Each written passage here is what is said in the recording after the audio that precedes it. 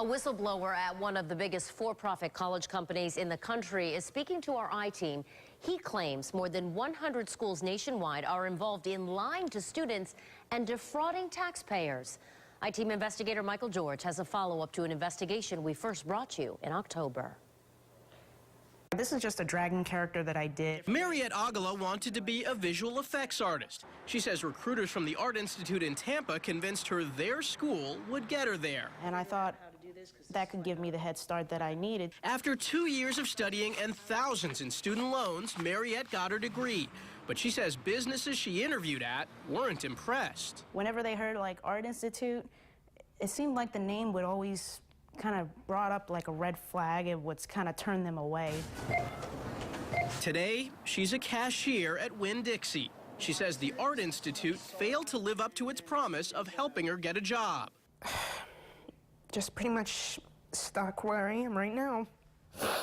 Our previous I-Team report revealed Florida's Attorney General is investigating the Art Institute's parent company for allegations of lying to recruits. They were easy victims. Jason Sobek is the former Associate Director of Admissions for South University.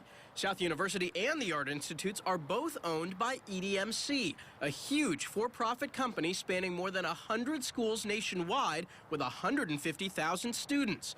Sobek says recruiters were encouraged to say whatever it takes to convince students to sign up. We were trained to target low-income students, single mothers, women staying at women's shelters. Sobek says low-income students were targeted because they bring in the most federal aid. In 2010 alone, EDMC schools earned $1.8 billion in federal grants and loans, according to a U.S. Senate report. That's taxpayer money. The whole business model was to get as much federal aid as possible. Sobek quit his job and filed a whistleblower lawsuit against EDMC, claiming their tactics defrauded taxpayers out of millions of dollars. He says he's also given information to the U.S. Department of Education. Sobek provided us with EDMC's internal job placement numbers. He says these are just some of what EDMC recruiters counted as success stories. An EDMC graduate who works as a salesperson at Banana Republic is listed as working in the field of fashion management. A dollar store cashier is listed as working in a field related to business management. And a McDonald's cashier is counted as working in a field relating to their accounting degree. You're going to get a great job, you're going to make a lot of money, and you're going to change your life. But in fact, oftentimes it was ruining their lives. EDMC denies Sobek's allegations about their tactics.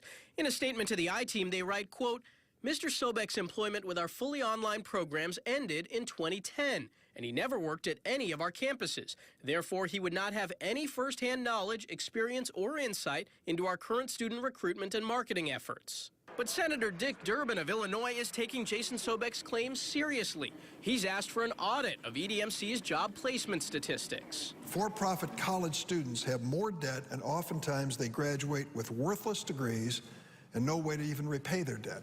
Mariette Agala says she still wants to be a visual effects artist, but with her student loans, she doesn't know if it will ever happen. I haven't given up on it, but unfortunately with the way things are now, it's kind of like on hold. To read EDMC's full response to Sobek's allegations, go to our website, abcactionnews.com. I'm I-Team investigator Michael George, taking action for you.